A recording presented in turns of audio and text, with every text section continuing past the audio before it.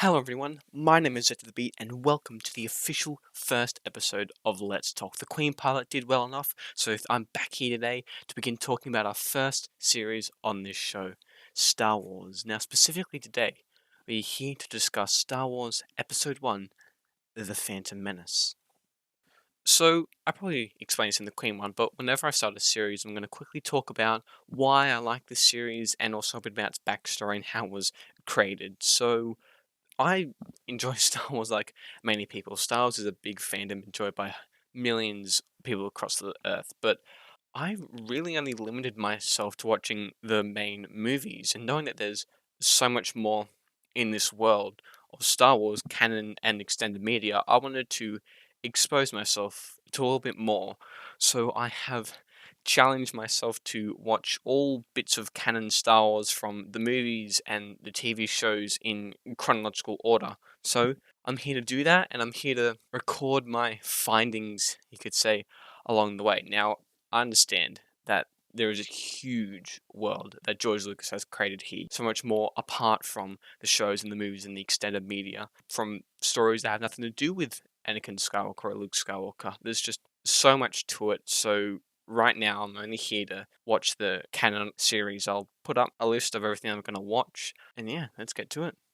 So, how was Star Wars created? Star Wars was made by George Lucas, as many people know. So, after the production of a film that he had directed, American Graffiti, Lucas wanted to make a space opera like film. So, he went to many different movie companies, and eventually 20th Century Fox decided to give him $20,000, I'm pretty sure, to write a screenplay for this movie. So, George wrote it, and it ended up being about 6 hours long, and obviously there's no 6 hour movie, so he split it into three parts, into three movies. And George was worried that there would be no way on earth he could make three movies if the first one failed, so going into this project he was very nervous that he wouldn't be able to tell the full story. But worries aside, George Lucas began production of The Adventures of Luke Starkiller, Saga 1, The Star Wars.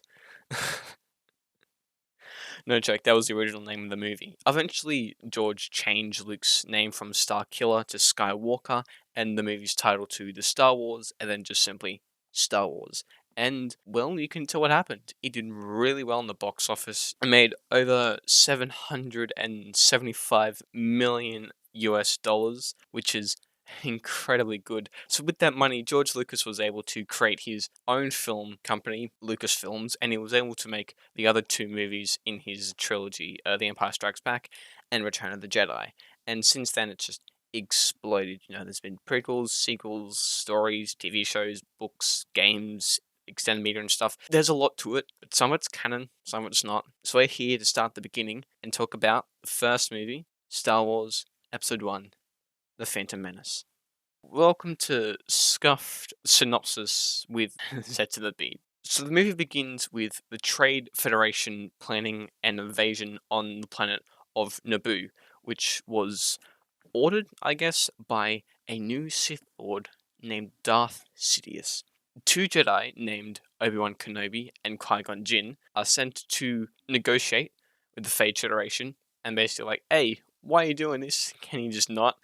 On their arrival, they are attempted to be killed as per orders of Darth Sidious, so they flee to Naboo, and on their way, they pick up Jar Jar Binks and save Queen Amidala from Theed, which is the capital of Naboo. They get away on her royal starship and heading to Coruscant in order to inform the Jedi Council of what's happened. Their hyperdrive begins to malfunction, so they are forced to make an emergency stop on the planet of Tatooine. Qui-Gon and Padme then go into the town of Mos Espa, where they find Anakin Skywalker, who is a slave owned by Watto. Upon meeting Anakin, Qui-Gon feels that Anakin's special, and after a midichlorian count, which is like what's in your blood, and if you have more of you better at the Force, his midichlorian count is off the scale, and Qui-Gon believes that Anakin is the chosen one who will bring balance to the Force. So, after making some bets with Watto, Qui-Gon is able to walk away with not only the parts that he needs to fix the hyperdrive on the ship to get to course count, but also with Anakin, if Anakin wins a pod race, in which he does. So Qui-Gon is able to take Anakin back to the Jedi Council and tell them that, hey, we've got the chosen one right here. Can I train him up? And they refuse. They say, no, he's too old, there's too much fear in him. And Qui-Gon's like, well, I'm gonna train him anyway. Back to Queen Amidala, she goes to the Senate and tells them about the whole situation that's happening on Naboo, how the Trade Federation are planning an invasion. Somehow out of this, I don't quite understand politics, I'm like Obi-Wan. And Chancellor Palpatine is elected the head of the Senate, whatever, but the decision's taking too long to make, I guess. I don't know, I'm a bit confused around that stuff. So, Qui-Gon, Obi-Wan, and Padme, Queen Amidala and stuff, fly back to Naboo and speak to the Gungans, who are like a underwater kind of species. What Jar Jar Binks is. He's a Gungan, and then Padme reveals herself to be Queen Amidala, and the Gungans decide, hey, we'll fight with you. We trust you enough. We'll fight with you. So the Gungans fight the droids that are attacking Naboo. Padme, also known as Queen Amidala, and her crew, her staff, go to find the head of the Trade Federation in Theed. Anakin hides in a ship, but ends up accidentally activating autopilot and somehow destroying the Trade Federation ship, basically shutting down all the droids and stopping the war, or the attack or the invasion, and Qui-Gon Jinn and Obi-Wan are left to battle Darth Maul.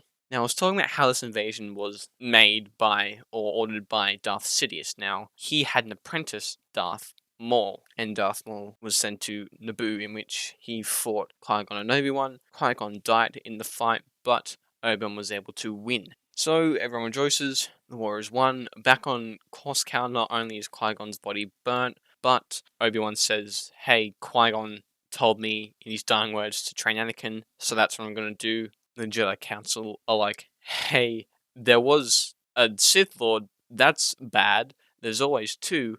Was this the Master or the Apprentice that we killed? So they're aware of another Sith Lord existing, who is Darth Sidious, or if you don't know, Chancellor Palpatine, who was elected like the head of the Senate early in the movie. So, whoopsie, that's a problem. Anyway, Naboo rejoices. Anakin is taken on as a Padawan, and that's the movie. Right, the review. How do I think about the movie? Yeah, it was alright. I mean, compared to the original trilogy, it wasn't as good. I mean, I don't think any of the movies, maybe arguably Revenge of the Sith, is as good as the original trilogy. In the first hour or so, like before they land on Tatooine, it's paced quite interestingly. If someone just were to start Star Wars not really knowing its whole thing and watching the movie, I wouldn't be surprised if within the first hour they were kind of turned off. But once they land on Tatooine and meet Anakin, it definitely gets much better, I feel. Jar Jar Binks was introduced, who is the best character in the entire series, hands down, no doubt.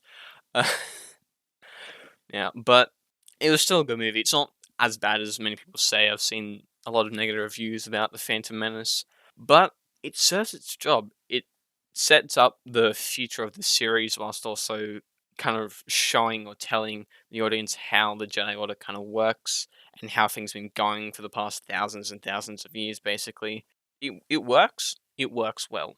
And it explains what it needs to explain. It does its job. It sets up for a setup, basically, as we'll get into an Attack of the Clones. And yeah, it was a good movie. It was a good movie, and I do enjoy it. I do enjoy it a lot. So, first episode of Let's Talk done. I'm really excited to be starting a new series talking about Star Wars. Next is Attack of the Clones, which hopefully should be coming out soon. I hope you all enjoyed, and I'll see you next episode.